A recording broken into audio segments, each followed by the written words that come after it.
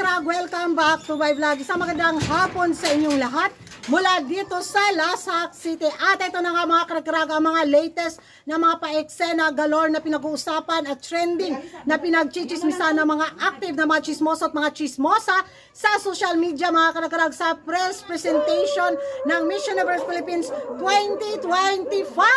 O, di ba? Kita nyo naman sa ating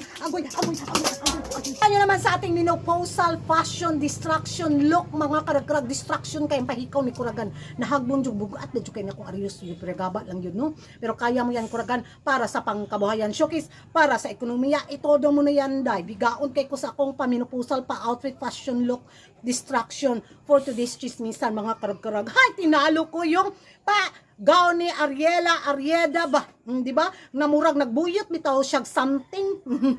Naunsa man. Ko anyari.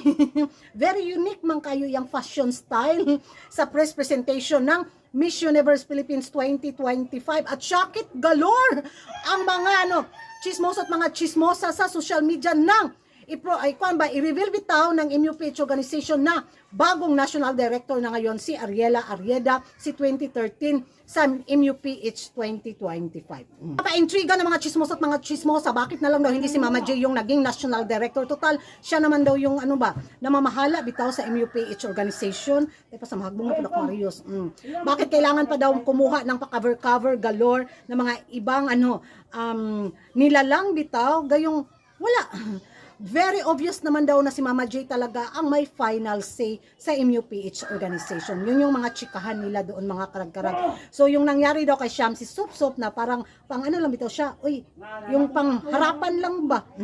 Pero at the end, sa likod, si Mama J talaga yung nagmamando daw. Yun yung mga nila, chismisan. Ay basta, happy ako na si naging din, National Director si 2013, Ariela Arrieda.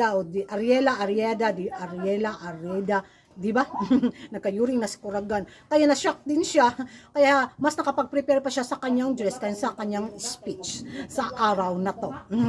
So, speaking of mga kaganapan, mga Karag sa mga kandidata ngayon sa Miss Universe Philippines 2025 sa press presentation nga na kung saan kita nyo yung mga pa-fashion galore outfit nila mga Karag. Yung mga iba, ay, very lang sila, simple. Naman is very professional. Yung dating tangtangon na lang na kunya akong arios no.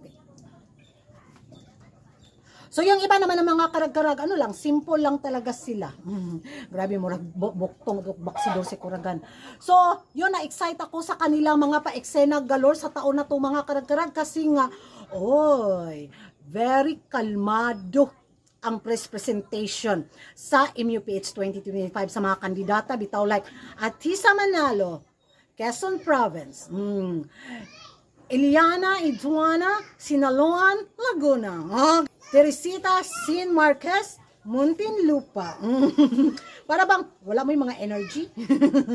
Very calm kay sila mga Karag as in kuhang-kuha nila yung timplada bitaw na kailangan nating low down lang ba?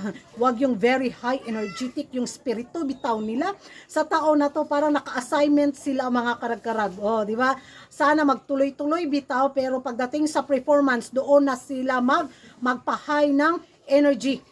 Lumaklak na sila ng kulapot, syuktong sabo at tanduay at tuwa. Para masabi natin, ay, eto na nga yung puksaan galore. Sa press presentation parang nanibago ako in fairness Sana yung mga kandidatang kailangan na magpalit na mga bitaw, mga team sa kanilang mga pa-wardrobe, sa kanilang mga pa-makeup galore, na mag-isip-isip na kayo. Saan naman pala akong riyos? Ganon. So, excited ako sa kanilang maging banggaan, puksaan at mga sikuhan dahil itong mga dark horse bitaw, kinabahan ako mga Karag. Inabangan ko kung paano nila sikuhin, kung paano sila mag-judo karate, kung paano sila mag-taekwondo sa mga fourth runner para mapalitan yung placement nila kasi hindi rin talaga papatalo ang mga dark horse sa taon na to sa mga veteranang mga front runner. Isa talaga sa mga inaabangan ko itong pambato ng Laguna si Eloisa. Uy, ang face card, ang height, kagwapa niya mga Karag. Hindi ko talaga mawala din yung mata ko sa pambato ng Laguna. Kahit may sarili akong gusto na kandidata, but itong pambato ng Laguna si Eloisa, sa may something sa kanya din na. So better watch out tayo nito, no? Basta yun lang yung mga napapansin ko sa mga kandidatang hindi rin nagpapakabog sa mga veterana ngayon sa press presentation ng MUPH 2025. Ewan ko sa inyo mga karagkarag kung ano yung magiging reaksyon ninyo sa taon na to na nagsisimula na ang bardagulan puksaan sa Miss Universe Philippines 2025. Sino sa mga kandidata na itong mga karagkarag ang umangat sa araw na to sa kanilang pa-fashion taste, eksena galore.